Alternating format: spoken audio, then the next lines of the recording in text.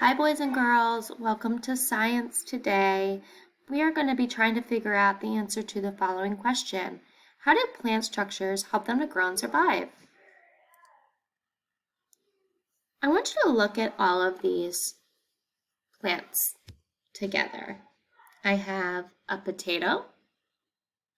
I have a radish. I have a beet. And I have a carrot. Where do you think that they grow? I was just thinking about it, and I've never seen a potato tree or a potato bush.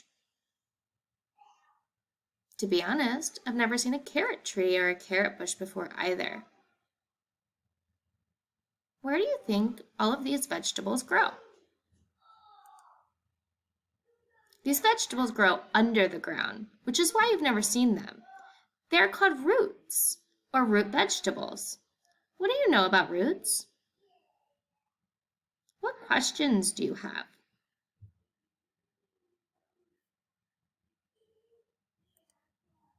Today we're going to learn about roots by going on a root hunt.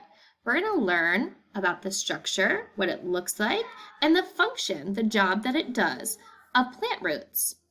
So before we go any further, boys and girls, if you have a brown paper bag at home, you might want that, or you can use a plastic bag.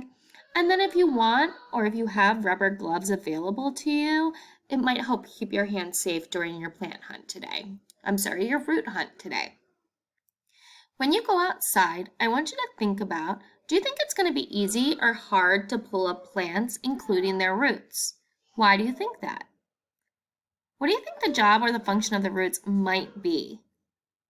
Make some observations about what the roots look like and consider if all roots are the same.